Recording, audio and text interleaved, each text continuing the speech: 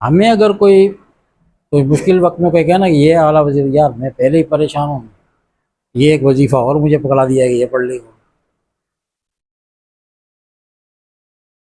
اللہ کا نام لینے سے گھبرا رہے ہیں۔ پریشانی اپنی جگہ کھڑی بھی ہو، پریشانی بھی تو اللہ نے حل کرنی ہے نا، لیکن اللہ کی طرف وظیفہ کیا ہے، آپ اللہ کی طرف چل پڑتے ہیں، وہ فاصلے طے ہوتے ہیں، قرب کی منزلیں کی طے ہوتے ہیں۔ جو اولیاء تصوف کے اندر جو وظائف، ہم عاملین کی بات نہیں کر رہے، تصوف کے اندر اولیاء کرام جو اپنے مشائخ، اپنے مریدین کو جو وظائف دیا کرتے ہیں، وہ قرب الہی کے حصول کے لیے دیتے ہیں، وہ کسی کمال کو حاصل کرنے کے لیے نیت سے نہیں دیتے کہ تمہیں کمالات حاصل ہو جائیں گے۔ تو آج کل سوشل میڈیا پہ چل رہا ہے کہ باطن کی آنکھ روشن کرنا، یہ روشن کرنا، وہ روشن کرنا، کشف کا ہو جانا۔ اولیاء کرام اس طرف توجہ رکھ کے یہ چیزیں عنایت نہیں کرتے، کہتے ہیں بس یہ پڑھو اور اللہ کی رضا کی نیت سے پڑھو بس۔ اب جب آپ کوئی عبادت اللہ کی رضا کی نیت سے کریں گے تو اللہ کے قریب ہی ہوں گے نا، اس کی خوشی کی خاطر۔ پچھلے دنوں ایک نوجوان تھے، پچھلے ہفتے کی بات ہے، تو وہ کافی عرصے بعد فقیر کے پاس آئے، پریشان بھی تھے اپنے معاملات کی وجہ سے۔ تو ان کے لیے سارے معاملات جب ان کے دیکھے گئے تو ان کے لیے جو دوا تجویز کی گئی نا، ان کے لیے کہا گیا کہ اس نوجوان سے کہا جائے کہ یہ وہ راستہ چھوڑ بیٹھا جس سے آگے بڑھتا ہے، جس سے آگے بڑھنا تھا، جسے تو وہ راستہ چھوڑ دیا، اور اس راستے کا نام تھا نماز۔ یہ ہے تربیت تصوف۔ اس نے وہ راستہ چھوڑ دیا، آگے بڑھنا چاہتا ہے، اس نے وہ راستہ ہی چھوڑ دیا۔ وہ دروازہ کھلنا نماز سے۔ نماز میں کیا ہے؟ نماز میں دستک دینی ہے پیشانی سے در پہ۔ پیشانی زمین پر بظاہر زمین پہ لگتی ہے، لیکن در حقیقت یہ کہیں اور پڑی ہوتی ہے۔ اگر سجدوں کی لذت اگر یہ فقیر بیان کرے اور آپ سمجھ سکو تو آقا علیہ الصلوۃ والسلام نے فرمایا کہ جب بندہ سجدہ کرتا ہے نا، قیام کیا، رکوع کیا، اور جب سجدہ کرتا ہے، اس سجدے کی حالت میں پتہ ہے وہ کہاں پہ ہوتا ہے؟ تو حضور علیہ السلام فرمایا کہ جب بندہ سجدہ کرتا ہے نا، سجدہ، اب اسے دل کے کانوں سے سنو، اور جب کبھی نماز پڑھو اور سجدے کی حالت میں یہ بات یاد آ جائے، خدا کی قسم آپ کو اتنی لذت آئے گی نا، اتنی لذت آئے گی کہ آپ کا سجدے سے سر اٹھانے کو دل نہیں کرے گا۔ وہ بات ایسی ہے۔ فرمایا کہ جب بندہ سجدہ کرتا ہے تو بندہ اپنے رب کے قدموں پہ سجدہ کرتا ہے۔ یہ قدرت والے قدم ہے۔ یہ قدم سے مراد یہ نا، یہ والے جس طرح ہم کہتے ہیں کہ اللہ دیکھتا ہے، تو کیا اللہ کیا آنکھوں کا محتاج ہے دیکھنے کے لیے؟ نہیں، لیکن وہ دیکھتا ہے۔ ہم کہتے ہیں اللہ سنتا ہے، سب سے زیادہ وہی سنتا ہے، تو کیا کان ہے اس کے؟ نہیں، وہ ان کانوں کا محتاج نہیں ہے۔ وہ بولتا ہے، وہ سب سے اچھا بولتا ہے، تو کیا زبان ہے، منہ ہے؟ نہیں، کیونکہ وہ اس کا محتاج نہیں ہے۔ اسی طرح جب قدموں کی بات آتی ہے کہ وہ پروردگار عالم کے قدموں پہ سجدہ کرتا ہے، تو اس قدم سے مراد پھر یہ قدم نہیں، وہ ان کا محتاج نہیں ہے، ان کا محتاج نہیں ہے، بس اپنی شان، اس کی شان کے مطابق ہے۔ اب بندے کو صرف یہ خیال کرنا ہے کہ میں اپنے رب کے قدموں پہ سے ہاتھ رکھے نا، اور میں نے اپنی پیشانی میں اپنا سر قدموں کے بیچ میں رکھا ہوا ہے۔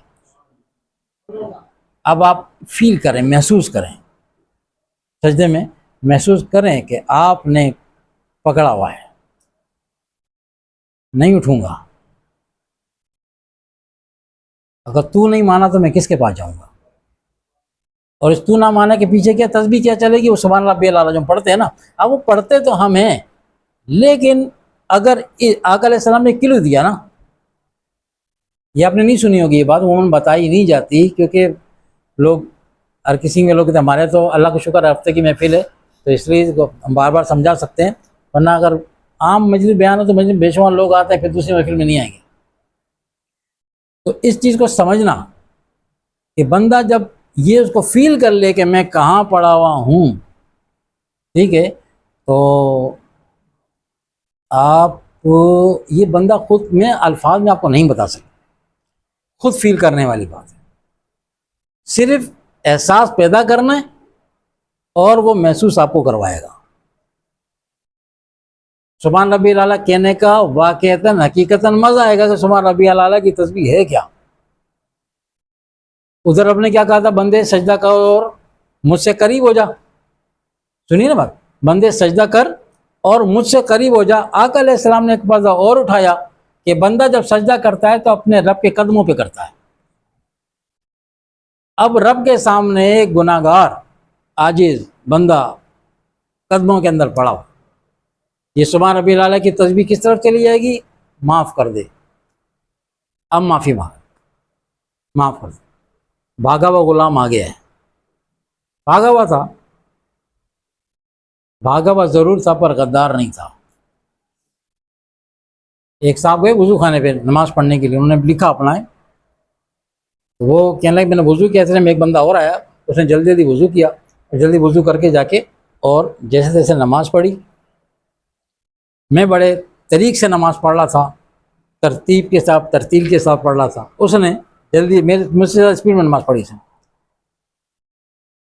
تو جب وہ نماز پڑھ کے فارغ ہوا تو میں نے اس سے کہا میاں تم نے کیا ہے، میں نے وضو میں تمہیں دیکھا کہ وضو تم نے بڑی جلد بازی میں کیا۔ اچھا وضو جلدی کرنا چاہیے، کسی نے کہا کہ وضو کرو جوانوں کی طرح، نماز پڑھو ضعیفوں کی طرح۔ وضو کرو جوانوں کی طرح، کیا وضو کر، کیا مراد ہے، آپ وضو میں جتنی دیر لگائیں گے نا پانی اتنا زیادہ ضائع ہوگا، سمجھے بات، جتنی دیر آپ آرام آرام سے ٹوٹی کھلی ہے پانی جا رہا ہے۔ اور نماز پڑھو ضعیفوں کی طرح، اطمینان قلب کے ساتھ نماز پڑھو۔ لیکن وہ بندے کی بات الگ تھی، اس نے کہا جی میں تو پکا نمازی نہیں ہوں، حاضری لگانے آ جاتا ہوں، مزدور پیشہ آدمی تھا۔ اس نے کہا حضرت میں حاضری لگانے آ جاتا ہوں، میں بھاگا ہوا نہیں ہوں، یہ بتانے کے لیے، اپنے آپ کو کرانے کے لیے کہ میں اس سے مفرور نہیں ہوں، میں تو بس یہ حاضری لگانے کے لیے آ جاتا ہوں کہ رب کے سامنے میری حاضری لگ جائے۔ وہ دیکھ رہے تھے ترتیب کو، اور اس کے ذہن میں کیا تھا کہ ایسا نہ ہو یہ حاضری کا ٹائم نکل جائے تو میں مفرور کرا دیا جاؤں، میں مفرور نہیں ہوں، میں اس لیے آیا ہوں، لیکن جیسے تیسے میں نے جو حاضری لگائی ہے نا بس یہ میری حاضری تھی۔ اسے نہیں پتا میری نماز کامل تھی ناقص تھی کیا تھا، میری حاضری، وہ اللہ کہہ رہا ہے حاضری، ہاں نماز حاضری ہی کا نام ہے۔ پچھلے درس میں فقیر نے کہا تھا نماز حاضر ہونے کا نام ہے نا، نماز میں جب حاضر ہوتے ہیں کس کے لیے، نماز کے آگے حاضر ہونے کے بعد پھر آگے ایک اور چیز ہے جو نماز کے بعد قائم رہنی چاہیے، لیکن چونکہ ہم اس طرح سوچتے نہیں ہیں، تو نماز کی حاضری کے بعد پھر جب نماز مسجد میں حاضری ہو گئی یا جا نماز پہ آپ کی حاضری ہو گئی، اب نماز کے جو اثرات باقی رہنے ہیں، نماز پڑھنے کے بعد جب ہم اپنے فیلڈ میں واپس آتے ہیں تو اب نماز سے ہم نے حضوری لے کے نکلنی ہے، اس حاضری سے حضوری لے کے نکلنی ہے۔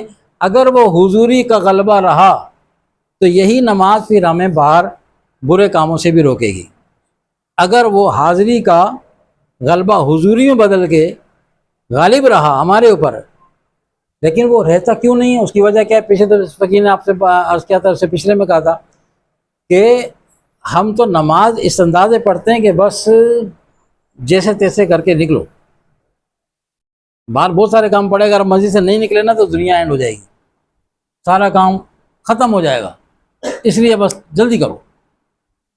دعا مانگنے کا انداز فقیر نے وہ جو پہلے ہی بتایا تھا شیخ عبد القادر رحمۃ اللہ کے حوالے سے کہ وہ مجھے تمہاری نمازی کی ضرورت نہیں ہے، اس قدر بیزاری۔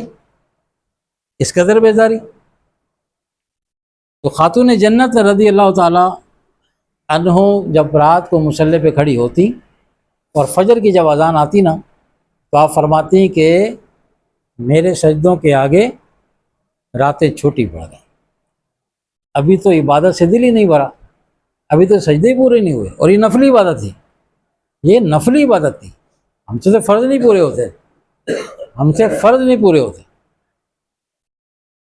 تو اس نوجوان کے لیے دوا یہ آئی کہ اس سے کہا جائے، اس سے کہیں کہ یہ فرسٹ جو تھا، اور بھی دو چار چیزیں اس کے لیے تھیں، فرسٹ کیا تھا کہ نماز کی طرف آ جائے، 9 بھی یہاں سے ہوگا، اور یہی ہمیں سب سے بڑی مشکل لگتی ہے نا، نماز پڑھنا ہمیں سب سے مشکل نظر آتا ہے۔